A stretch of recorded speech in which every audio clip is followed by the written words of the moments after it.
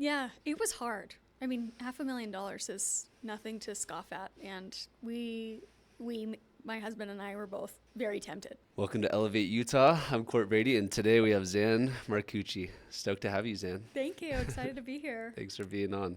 I've really been looking forward to this one. I apologize for the last one when I had to reschedule. No, you had a baby. I think that was a really good reason to We push it had back. yes, we Yeah. had the baby, and we also had like a random. I think two things happened. Oh yeah. Like a NASCAR thing and a baby. Yeah. And that combination, I can't believe I snuck in the NASCAR thing when I had just had a baby. So thanks for letting us reschedule and do it this time. Of course. No, thank you. So Xan, your history is you've been in sales. You've led sales teams, you recruited salespeople with massive companies like Adobe, and now you run your own sales recruiting. And I'll let you give more detail about what it is, but it's called Confetti. And how long you've been doing it for? It's been about a year and a half. Okay, and I want to know. We're going to talk about that. We're also going to get into some of the nitty gritty that is about sales, how to do it in a startup, and how that changes as you scale up. I'm really excited for that part of the conversation. Awesome. Yeah. I want to talk a little bit more about you first. What was like you took the red pill or the blue pill and you went down the rabbit hole one day, just said, I want to be an entrepreneur. Like, I want to go do my own thing. Walk me through how you got into the business owner arena. Yeah. I don't think I knew I took the pill. Like I never got said tricked. I want to be an entrepreneur. Yeah.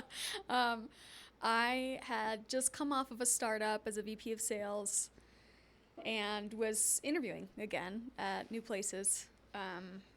And at the same time, a friend of mine reached out who had originally been prospecting, right? Like as a VP, I'm still doing my own prospecting, reaching out to my network, and the company I worked at had a recruiting arm to it. And so I had reached out to him, and he, not knowing that I'd stepped away since, said, hey, could you guys recruit an AE for me?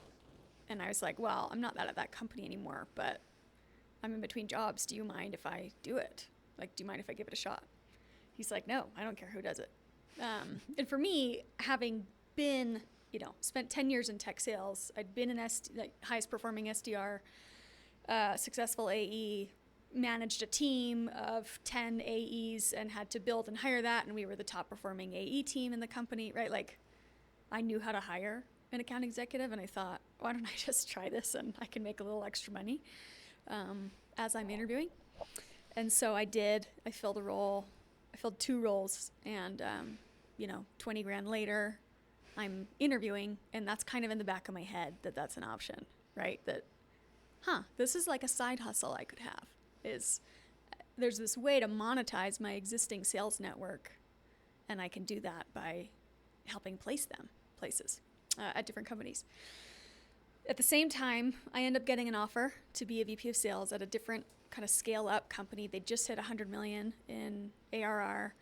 It was like the perfect next step for my career. It was 40 people reporting to me. It was 500K OTE, a solid equity package. Like, everything about it made so much sense from a career progression standpoint. But from a life and values standpoint, it just did not line up. I had 2 young kids at home, a 3 and a 1-year-old at the time. And I just did not feel good about another startup taking 70 to 80 hours a week and traveling and just not being home. Can you touch, I think a lot of people go through that, I have this amazing offer, but it doesn't align. Can you go through your decision-making process a little bit more in detail of how you came to that conclusion? Yeah, it was hard. I mean, $500,000 is nothing to scoff at. And my husband and I were both very tempted by the opportunity. We're thinking man, if we just do 2 years, just 2 or 3 years, that could put us ahead in so many ways. And these are all the financial goals we have and the things we want to accomplish together. But I just kept having this feeling of, there's kind of this, and people won't agree with this. So there's this hustle mentality and almost a moral driver that I think providers have. And I've been a provider for my family for 10 years, right? Where if I'm doing something in the name of providing for my family, that means any sacrifices I make are worthy. It's a good sacrifice because I'm doing it for my family, right? So if I'm working 80-hour weeks, I'm traveling across the country, You're saying this is a mentality this that is a exists, mentality or your that mentality? exists. Okay. Yeah. Got it. And I think one that's easy for any of us to slip into is this, like, most people in my mind want to be really good moms and dads, want to be really great husbands and wives, want to be really great individuals. And they like want to be super involved. That if you ask most people what's the most important thing to you, people will say family. But in reality, if you look at their calendars, does their calendar reflect that value? Is that where they're spending the most of their time? The answer, in my opinion, is no. Most of us aren't. And so I'm wrestling with this. Am I actually living from a standpoint that supports the values I profess I have? Or am I saying it's just 2 to 3 years? It's just a short-term sacrifice, and later I'll be able to live my values. And again, it's this like righteous desire I have to be a good provider and to give my children certain opportunities and to, anyway, I think it's a lie. I think that this idea that you have to sacrifice everything in the short run in order to be successful is a lie. And that by doing that, you will ultimately lose the things that are most important to you.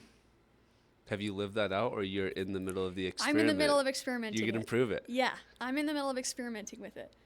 And, Richie Norton says, however you value whatever your values are, your time will match your values, or it should. And so, anyways, I just came to this point where I'm like, I love working. I am not afraid of an 80-hour week. Like, I enjoy it. I thrive in it. I'm very good at what I do. And I have a lot of fun doing it. At the same time, I've never had a summer with my kids. And in that moment, when I looked at this offer and, consulted both with my husband and with God on what is the right decision for us and our family right now, the answer felt like I just felt sick about taking it. We hardly ever talk about God, I think, in like passing conversations unless you're able to get deep quickly, but you would be, I think, incredibly surprised if you were able to see how many people have sat in that seat.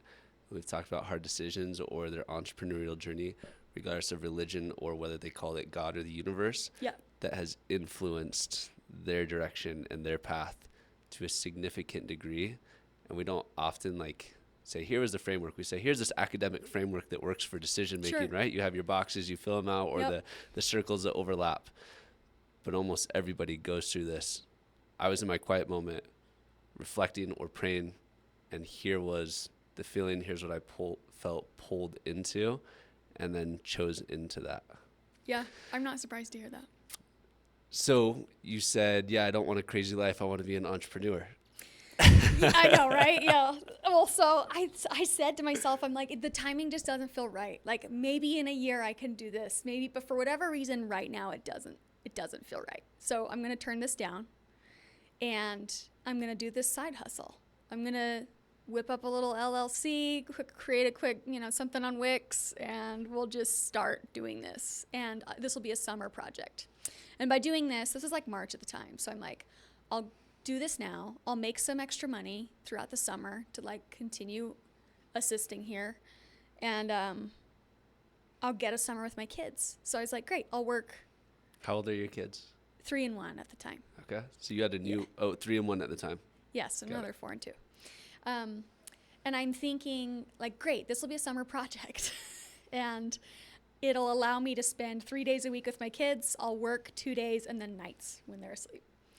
So that's what I did. And it was the most fun summer I've ever had. And you kept to that schedule? I kept it. You didn't overfill? It was hard not to. But at the same time, I also was starting something brand new. Had no, There's not a ton of demand. You can... I had no existing pipeline. Most people who start a recruiting agency are, coming from a recruiting agency, like a Prince Perelson or a Robert Half. and coming with their own, like, we already have systems in place. I know exactly how to do client acquisition in this industry. I don't know any of that. So I was like figuring it out on my own. There wasn't a ton of demand, but there was enough that I was busy and I was having fun doing it and kind of like testing this out, right? And anyway, I say it's been an 18-month long summer because I just kept going and here I'm still doing it. So Is it still that same schedule? no. After the end of the summer, I was like, oh, this is actually like, we've done really well in our first summer without trying very hard. Not that I wasn't trying very hard, but like I wasn't investing all the time I could into it. So I was like, maybe this should be my full-time job, not just a side hustle. And let's just try and see if I can go anywhere. So that's when I started like posting on LinkedIn consistently every day and like actually putting myself out there in a really uncomfortable place, for me at least, and saying like, hey, I'm an entrepreneur now, which was not ever like my identity. That's not what I like wanted or felt like I really was, you know? And now you're in. So because God pulled you into this, I'm sure it's just been like sunshine, rainbows, super smooth, no hard stuff. I talk about the fetal position in the shower moments. There's been a couple of those where there's one time specifically where I was just curled up like, In the shower. how is this so hard? It wasn't at the beginning that I had that experience. It was like year 4. But what's been one of the hardest things that was unexpected?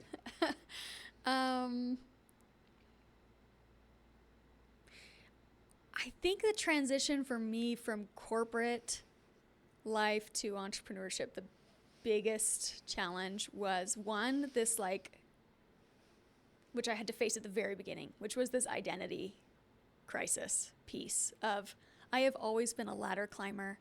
I have played this corporate game that I know how to play very well.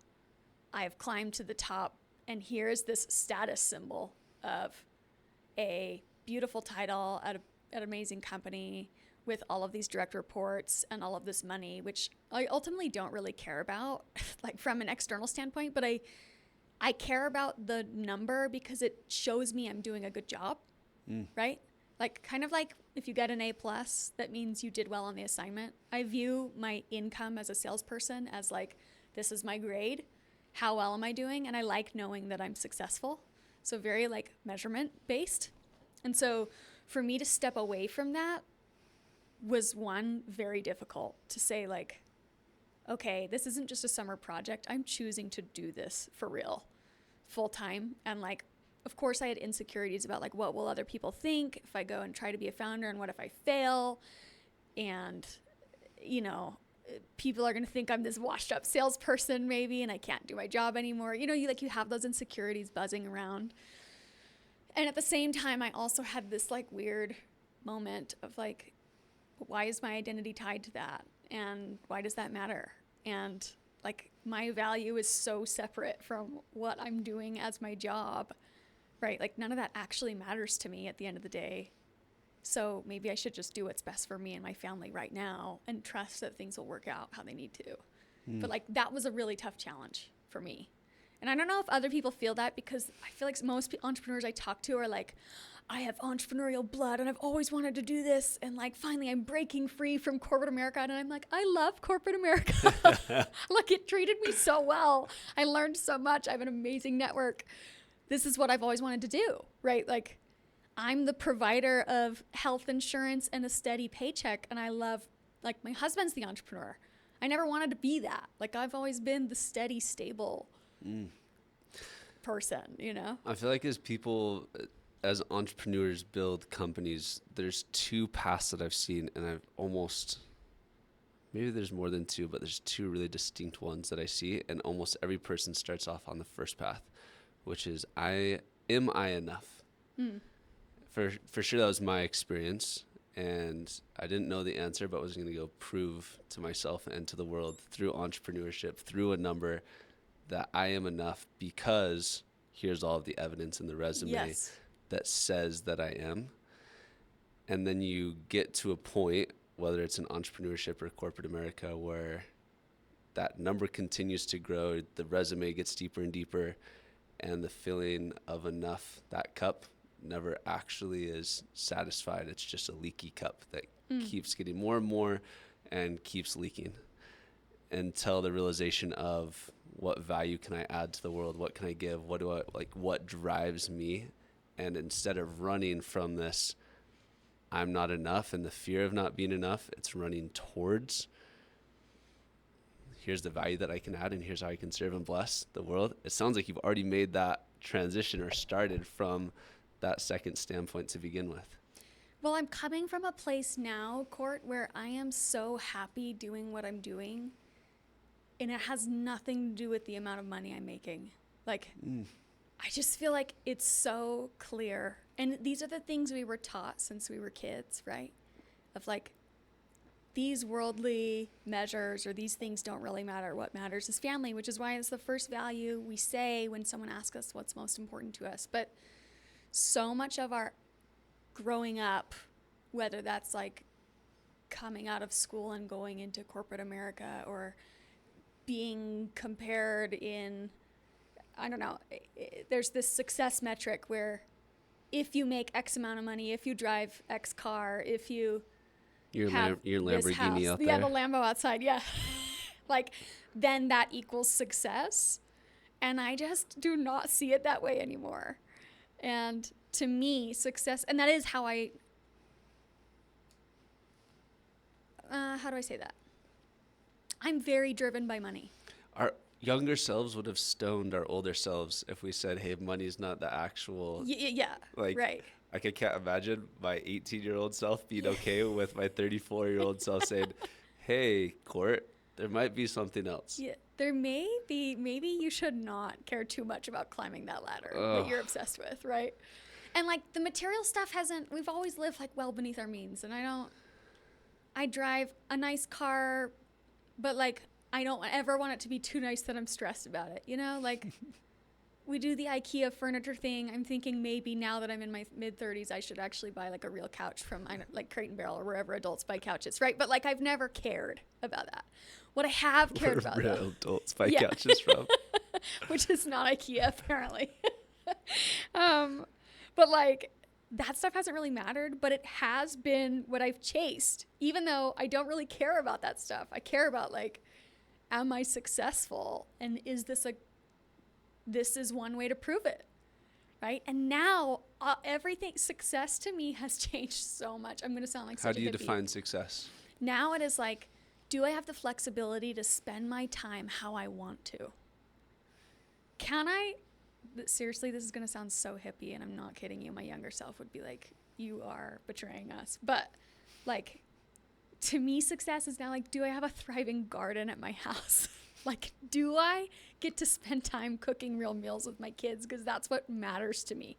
Like, are we going mountain biking every day? If so, I am so successful. Like, that is incredible to me.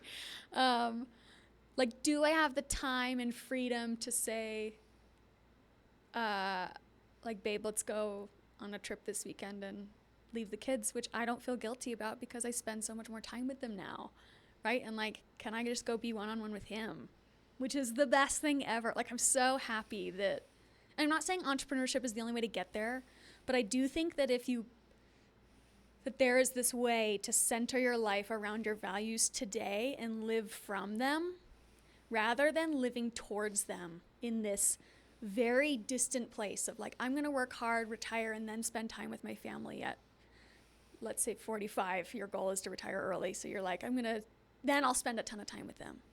And I'm like, I don't want to live that way. Success to me is living it now, even if that means less income or less prestige and less nice cars or whatever those other things are.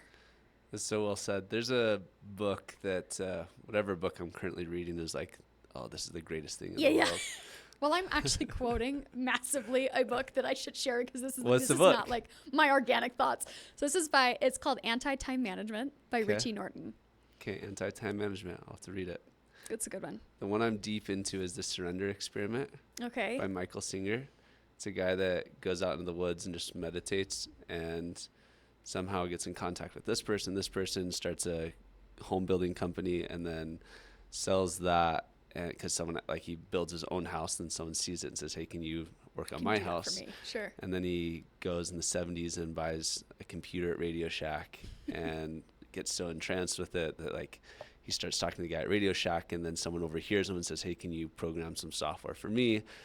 Eventually IPOs this company. It just explodes. 300 employees. Is this a real story? Real story. Okay. Yeah, by Okay. Michael Singer. And I'm Okay. like, how is this happening? Yeah. Because his entire thing is, I just surrendered to what the universe brought in front of me, and I'm struggling with it so much because my mind is like, I am the spiritual creator planner, like, begin with the end in mind. Here's exactly where I Yes. want to be, and I'm going to dial everything in. And I think there's this beautiful marriage of both surrender and intentionality that I think you Oh. described well. Yeah. I love that. I love that. Especially because where do you fall in the family? I'm the youngest. You're the youngest? Okay. Yes. I think that there's this, I was going to say the oldest. Is this a is birth not order gonna- thing? No, I fit like You thought I every was the oldest. I did. Because there's this viewpoint, I think, of like, if I want something, I'm going to have to go and get it. Like, no one else is going to bring this to me. No one's going to save me. Like, No one's going to save me. No one's showing up. Yeah, and I don't expect that. I am like, I will go get this for myself, and I've proven I can do it time and time again. And so, like, there's this drive or grit that pushes someone, and which apparently has nothing to do with birth order. Actually, it's Are you just the oldest? personality. Yeah. I was going to say you're the youngest because we share Yeah, the yeah. same characteristic trait. But maybe it was like no one cared about you by the time you came around. They were like, whatever, That's what it's it court. was. Yeah. That's what it was. And mine was just my own psychotic independence. But yeah, so I think, anyway, there's like this mentality of like, if I want something, I need to create it. And it's an interesting gift because it has brought me so much success in my life, but only when I involve the universe, God, in my path and ask him, like, this is my plan. What's yours? And this is my plan, and this is how I want to get there. Can you help me do this? But also, caveat, if you have a better plan for me, will you help me be open to that and help me recognize it when I see it? That's such a faith-based approach because I've felt in my own life that money as a protector, a savior of hard situations, as a defense against divorce, Sure. became my pseudo God of, if I have the ability and the savings, the ability to create and the savings for the rainy days, that I will be untouchable and won't have to deal with all of I the will things. have no struggles in my marriage. Yes. Yeah. All just a lie. Yeah. And it takes away that faith aspect of, I am capable enough and have enough faith in my relationship with God as a child or a member of the universe, however you want to say it, that the path that he puts in front of me will be greater than whatever I could have put in front of myself. So I love how you said, present it to, and then say, here's where I'm going, unless you have something better for me. Right. Can you tell me, this has been awesome, by the way. This is one of my This is favorite really podcasts. fun. Thank you. We don't always get this, not ever usually get this deep on the religious stuff, but tell me what Confetti does. Yeah, so you know now how I started it, which was very much just out of, I'm not a recruiter, I'm a salesperson at heart. And I started this because I love salespeople, and something I'm passionate about is helping others. And I've always been that like connector to say, if someone's like, hey, I'm looking for a job, can you help me? I'm always happy to make introductions and stuff like that. And it kind of just, this guy asked me for my help and I was able to do it. And I swear, like 25,000 things went right for those 2 first placements to work, which I never would have done this if those 2 hadn't worked so quickly. So it was just straight Jesus that any of that worked out. As I built the company and kind of really doubled down last fall when I was like, okay, I'm actually going to put myself out there. Let me give everything to this and see if we can build something.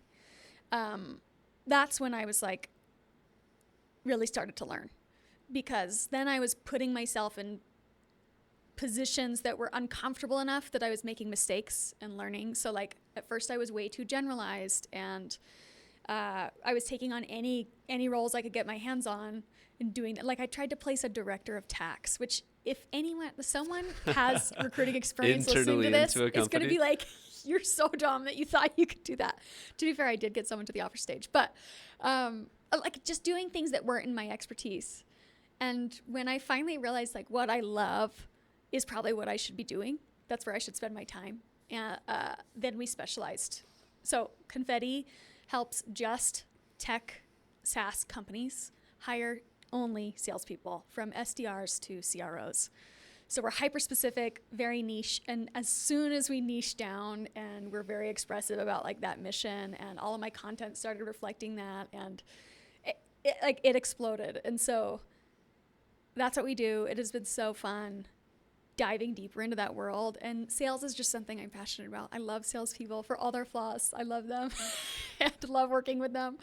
And so it's been really fun getting to kind of consult mostly with Series A to Series D companies on, hey, how do we help you scale from this point? Sometimes helping you go from founder-led sales to scaling and building out a sales team. Or sometimes it's, hey, we're Series C, but our internal team can't handle the growth because they've got 59 open roles across finance, tech, and sales. Can you help with the sales piece and just building on that piece? So it's been so fun.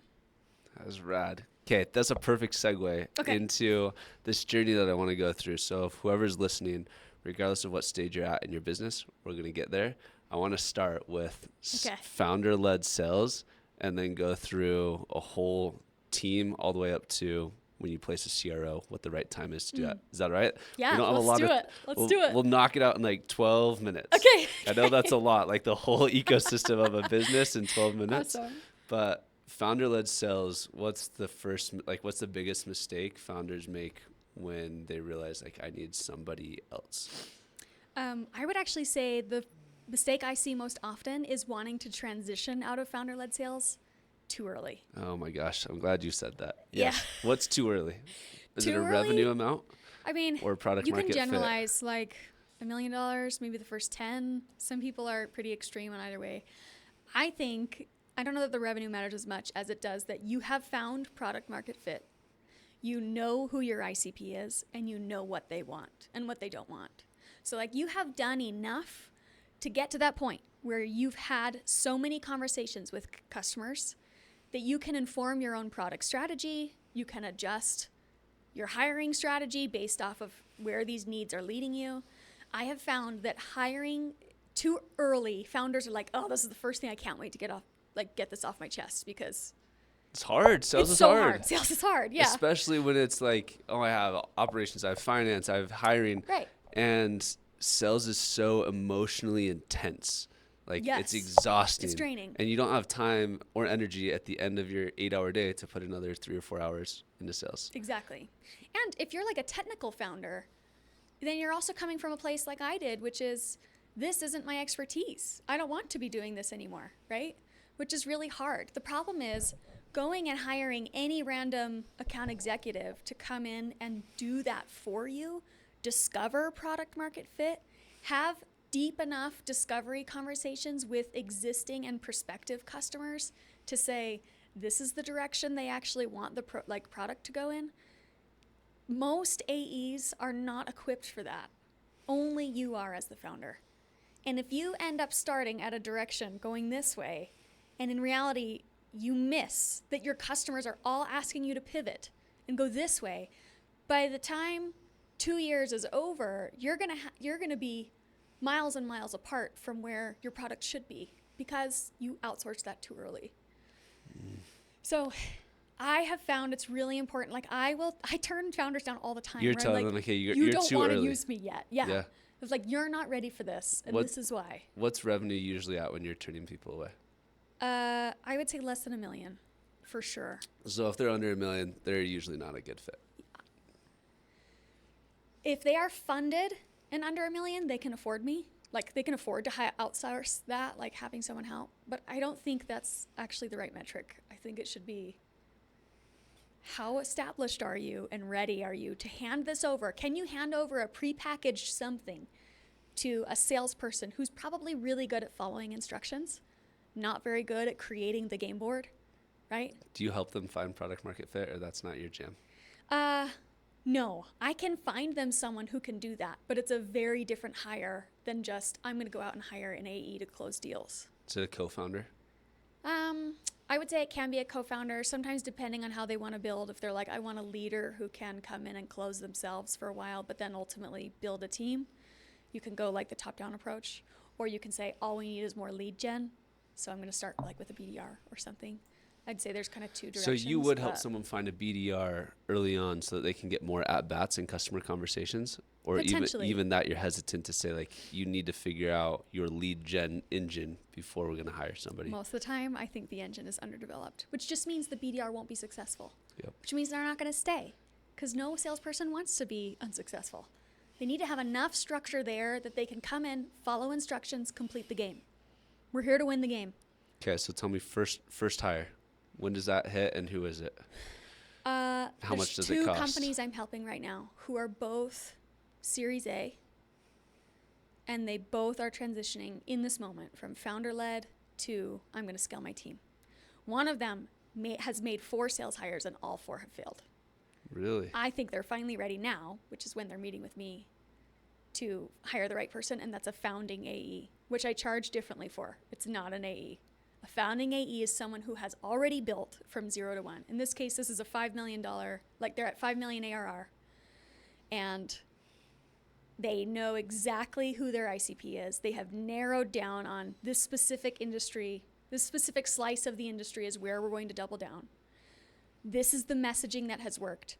We do a lot of lead gen at conferences in this case. Like we go to academic conferences, and this is where we make the most positive connections. We're going to double down on academia. We're not going to go the corporate route. Like they have 100 options where they could go with their product, and they have chosen the route already. The founder knows the messaging that works. They know how to, like, the lead gen engine is working. Now there's too many leads to close. That's when it's a good time to transition into, like, let's have someone come in who has the expertise to not only build the sales process, but also close deals themselves, which is like a rare combo. You have to find someone who can do both. And it's someone who's not too advanced in their career where they don't want to close deals themselves, right? Like they just want an AE to do that because that's like beneath them at this point. Yeah. But it's also someone who's done enough that they see the opportunity to build and they're excited about it because they've already proven they can do it from 0 to 1, or in this case, 2 to 10, right? So it's an account executive, and then you hire BDRs after that? Depending on, it's kind of different. It's wherever your gaps are, right? So sometimes companies have such good, there's one founder I'm working with who has such a good network and such a good track record of starting companies that like anytime he launches something, 1 million people already want it, right? And so like lead gen's not his issue. His issue is closing deals. He doesn't have enough time, and he doesn't have enough technical people on staff who can both demo and close. So his is more like a solutions engineer. It's going to be the next one most likely. Yeah, it depends on your gap. But I would say for the most part, if you want someone, if you are done, you don't want to build sales process, you don't want to build messaging, you don't want to figure out the tech stack and build sequences and figure out how to plug in Clay and N8N and figure out your I would hire a founding AE who can do that. And then after that AE, at what point is there a manager between that AE and the CEO? It totally depends on how fast you grow, but so it's less about timeline and it's more about, again, needs-based. So now, once this founding AE has figured it out and we have a process in place, it's repeatable, it's followable, like maybe I can hire a BDR and they can do all of those things and be successful, then I'm like, it's time to scale, which means we probably need a leader in place who can take over hiring, like not even necessarily if they're doing it, if it's still me doing it, which is great, that's like my goal, obviously. They're at least responsible for it. They know what they want to build out from a team standpoint, and they're creating revenue strategy, right? Like driving that strategy on behalf of the founder, who now is able to like start distancing.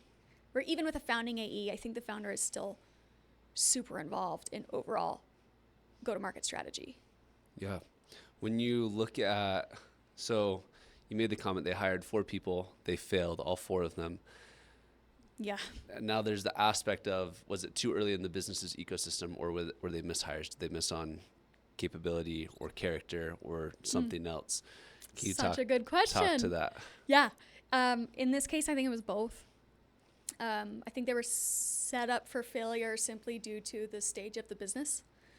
There wasn't enough for them to follow. Like, again, creating a board game is very different than getting handed an instruction booklet and learning how to play, right?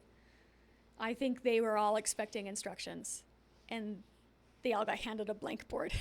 Like, okay, I don't know what to do with this, right? It's just a very different skill set. Yeah. At the same time, these were also people who, the same thing I heard from this founder on all four was that they were high ego and didn't know how to speak to professors the right way. They were used to selling into the C-suite, not selling into academia. So even they were successful selling into the C-suite, it's very different selling to professors who also have high egos, perhaps very reasonably so.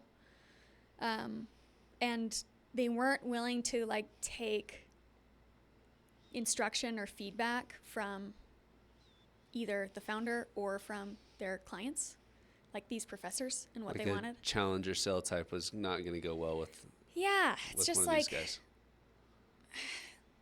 think about going and speaking with someone who has who's multiple PhDs.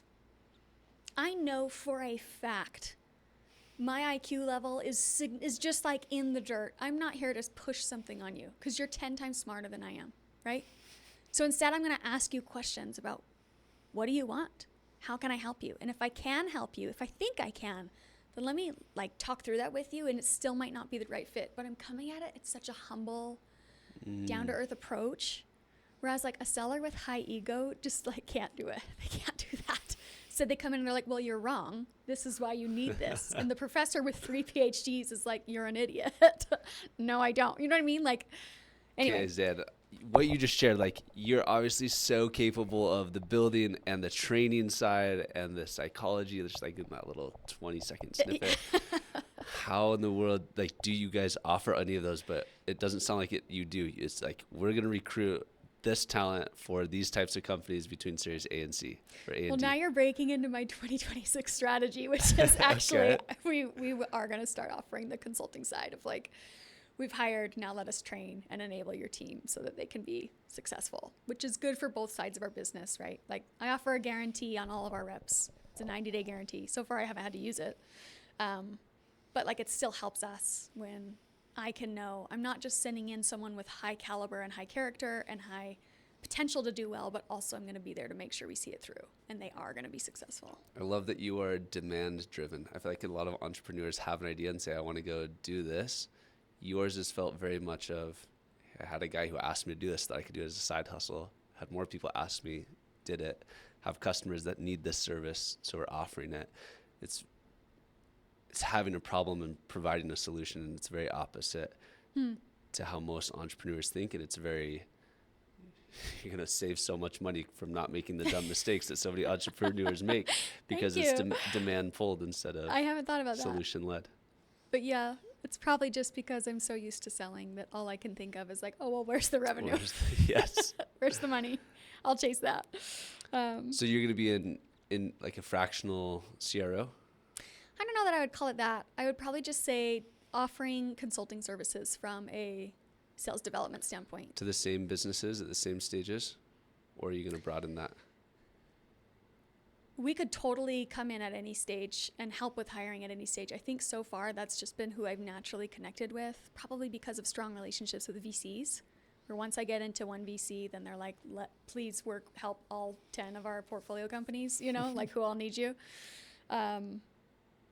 But we could assist with that at any stage of a company's growth. That's honestly why I was hired at Recharge, was to come in and, like, yes, it was to lead an existing AE team, but it was also to teach them how to go from like usage-based pricing to contracting.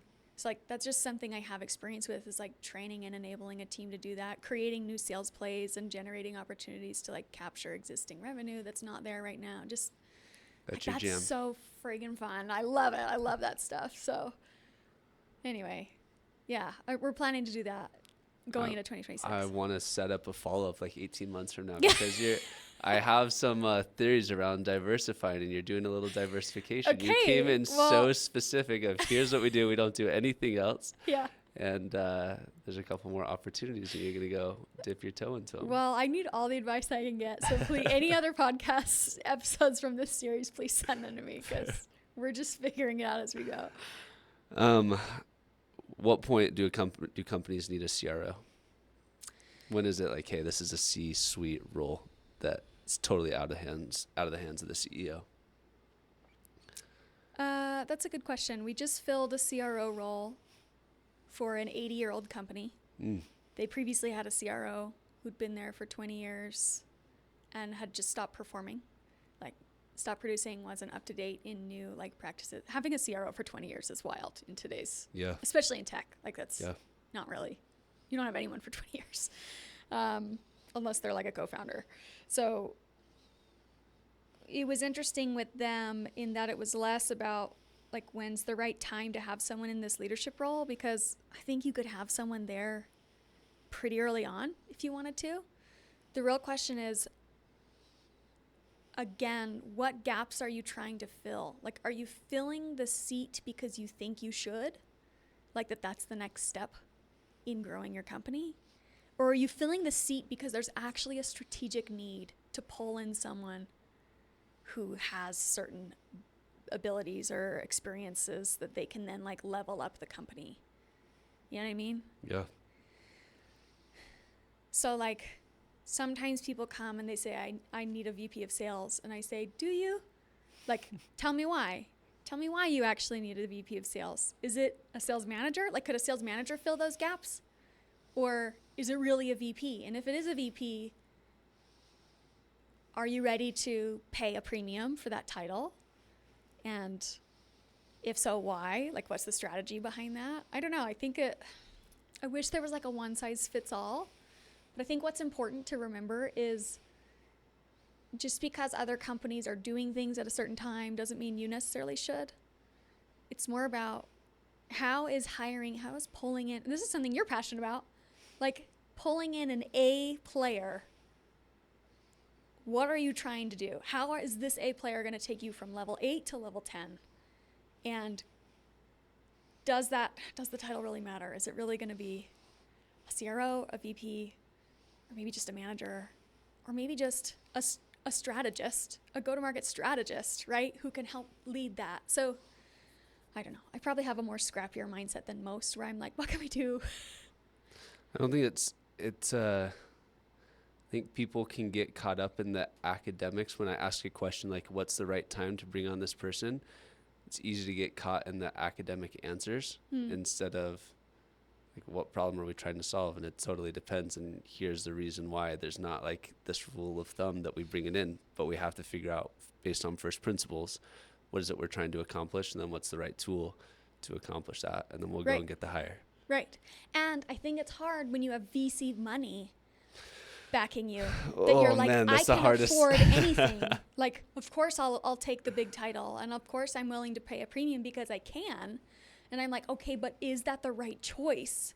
Which again is putting me out of a job, because of course I'd love to hire you a CRO and charge you, $150,000 to place that, right? Like, of course that benefits me, but that's not why I'm doing this. Like, that doesn't bring me joy.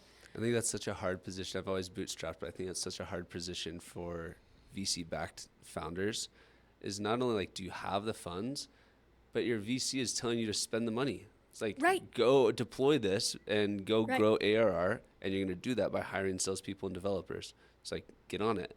Right. It's like, we're at 150 in ARR, and we don't really know, like, we don't have product market fit, and we have like these 2 enterprise customers that are 60% of our business. And it's like, that's not like, go prove the assumptions, be a founder-led sales leader, get to 1 or 1.5, and then like go to that next stage.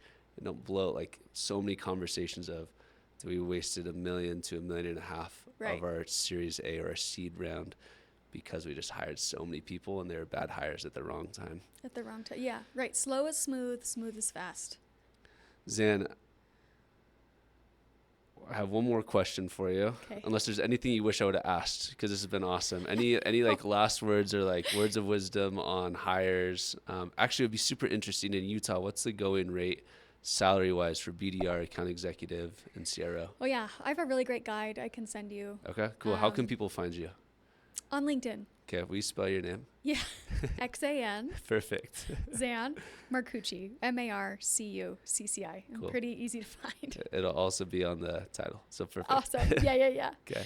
I have a good compensation guide. I'd say for the most part, going rate for a BDR OTE is going to be between 70 and 90K. Okay. And for an account executive? 50-50 split between 100 and if you're just doing a regular AE, probably 160. If you're doing an enterprise AE, you're going to go up between 150 and 300 OT. CRO? Actually, there's a gap in between there. A sales leader? Yeah. Again, it's like size of company, how much equity are they getting? In general, sales leaders are between 250 and 350 for the most part, I'd say. How about that founding AE? Founding AE, I typically comp well. That's something I advise is like find the right person. On the equity side or on both. Okay. I would lean to both if you can. If you really want someone scrappy who's like hyper motivated from a building standpoint, then more equity. But I'd still make sure they have at least 100K base. And percent like of the company in options? Ugh. Yeah, so different with VCs versus bootstrapped versus it's hard, but whatever. But max it out, whatever it is. To all my AEs out there, max it out. So is your customer the AE or the company you're placing No, them at? it's always the company I'm placing at. But and CROs? CRO, again, depending on stage, you could be anywhere from, I'd say 300 OTs, you're kind of your floor, up to 5 or 6. Cool. I mean, you can go higher too. So once you start getting into like corporations, it's different. It's next level. Yeah. But 7-figure range. Yeah. I would say what's cool about us though, from a pricing standpoint, and this is why I push for candidates to ask for more money is truly just for them, is we charge flat fees. We don't do percentage based. So my income, what you pay me is not going to change if they negotiate with you for something higher. So if someone's listening to this, if they're a business owner and want salespeople, they should contact you. If they're a salesperson and they want a different job or a new job, they should contact you. Both sides. They should. I always warn people, like I work for clients at the end of the day, and if I'm limited by my open searches, so I always want to help everyone I can, but ultimately I'm limited by what roles I'm actively hiring for at the moment. That said, you can always join our like program, and I can take all of your information down, input you into our system, and then you become a part of our database. So anytime that a role comes up that fits what you're looking for, I'll automatically reach out to you. Cool. Yeah. Okay, last question. Okay. It's my favorite question to ask. I wish people would ask me this question more often. So this is my gift question to you for being on the podcast. Well, I appreciate that. I ask myself this question often. I feel like the most important person, we get so much advice, so many podcasts, so many books. The most important person to take advice from is yourself 3 years in the future. So if you were sitting across from yourself 3 years in the future, what would that Xan likely tell you or advise you to do? Oh, so future Xan. I'm asking what future Xan's going to tell me. Yep. 3 years from now. I think that she would tell me that I'm probably going to accomplish a lot more than I'm planning on. And if I stick to the things that I know. Both maintaining my values and this focus I have, this intense focus I have right now on matching my values with my family in this time of life, this season of life that I'm in. I think she'll just tell me to maintain that because it's easy to go in ups and downs, and our focus varies based off of our seasons of life. But I think she would advise me to stay centered there and to not make that mistake again. I also think, that she'd probably say, if I think about me telling my past self anything, it's always like, wow, you have no idea what you're going to go do. You're going to do so much more than you think. Just like, keep going, keep doing the right thing, make the right decisions that you know to make, and don't compromise ever. Stay on that, and you won't have any regrets about your career. Xan, this has been awesome. Thanks so much for being on. Thank you. So good to be here. It's a wrap.